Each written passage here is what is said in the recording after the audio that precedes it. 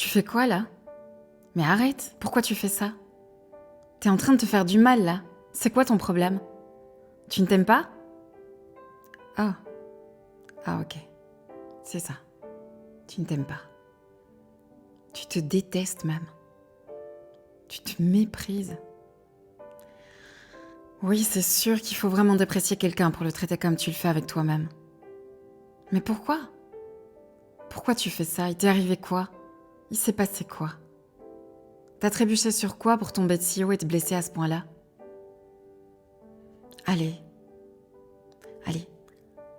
Rappelle-toi quand t'étais tout petit. Tu te souviens? T'étais fou amoureux de toi. T'adorais t'admirer dans tous les miroirs du monde.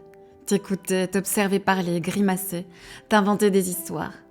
T'aimais tout chez toi. Tes cheveux, tes yeux, ton nez, ta bouche. Ton corps tout entier te plaisait. Même la morve-au-nez et même édenté, tu te trouvais beau, magnifique. T'étais fière. T'étais fière de tout ce que t'étais, de tout ce que tu faisais. Tu ouvrais les yeux sur le monde chaque jour comme on ouvre une boîte de chocolat qui ne désemplit jamais. Chaque être, chaque objet rencontré, c'était pour toi une histoire d'amour potentiel. Le soir, tu détestais devoir aller te coucher. Parce que dormir, c'était pour toi un piège. Un piège dans lequel on tombe, qui te fait rater quelque chose de cette vie trop géniale qui continue à exposer ses merveilles dans ton dos durant ton sommeil. Alors dis-moi, raconte, il s'est passé quoi depuis ce jour-là? T'as laissé qui ou quoi éteindre ta joie, te voler ta lumière, ta paix, ton amour? Comment ça, t'es pas quelqu'un de bien? Ou pas assez? T'es pas assez bien pour qui, pourquoi? Tu te crois indigne d'être aimé? Tu sais ce que je crois, moi? Je crois plutôt que c'est l'amour lui-même qui s'indigne de voir ce que tu t'infliges.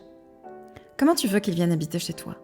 Comment tu veux qu'il vienne habiter là où tu ne lui laisses aucune place, aucune chance d'exister?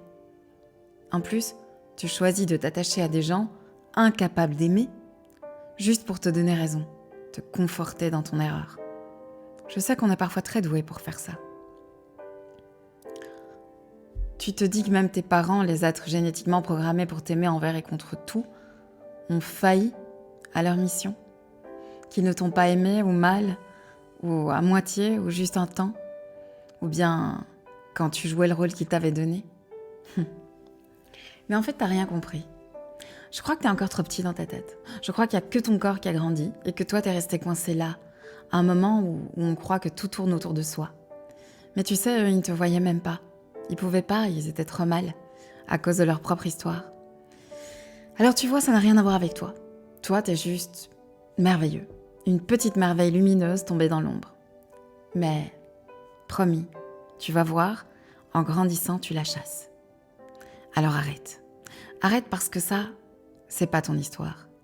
Celle-là leur appartient. La tienne, elle est prête à être écrite dans un tout nouveau carnet, de ta couleur et de ta senteur préférée, avec ou sans paillettes. Non, c'est pas de ta faute, parce que pour qu'il y ait faute, il faut qu'il y ait pouvoir. Et toi, t'étais trop petit, t'en avais pas. Tu sais, tu te donnes à la fois beaucoup trop d'importance et pas assez. Et ne me fais pas dire ce que je n'ai pas dit. Ce n'est pas de leur faute non plus. Surtout, ne te mets pas à leur tirer dessus. Ne va pas mettre leur photo sur ta cible à la place de la tienne.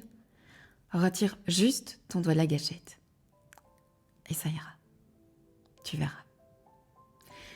Tu sais, ils sont trop mal, ils sont trop ignorants. Ils ne te connaissent pas, ils ne savent pas qui tu es. Et le jour où ils le verront, ils vont pleurer de joie, de fierté, de honte. Ils vont se demander comment c'est possible, comment ils ont pu mettre au monde un être si merveilleux que toi. Et tu sais quoi? Même s'ils ne le voient pas, que ça n'arrive jamais, eh bien, c'est très dommage pour eux. Mais ça ne change rien pour toi. Ça ne change rien à qui tu es, à ce que tu vaux, à ce que tu mérites d'être et de vivre, à ce que les autres, le monde mérite de recevoir de toi. Comment ça, t'es pas responsable? Évidemment, tu l'es. Ce serait horrible sinon. Ça voudrait dire que tu es sans pouvoir de tout renverser. Alors que oui, bien heureusement, tu l'es. Tu peux. Tu vois, c'est justement ta responsabilité dans l'histoire qui rend la chose si merveilleuse. Le fait que tu sois le héros qui rend possible l'incroyable et magnifique aventure.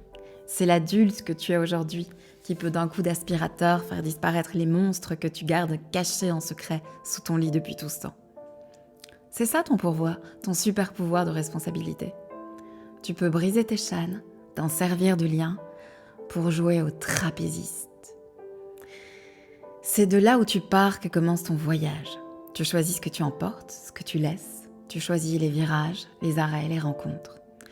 Tu écris, tu dessines ton histoire avec ton crayon magique. Et si quelque chose te déplaît, si jamais tu paniques, rappelle-toi, il y a une gomme au bout.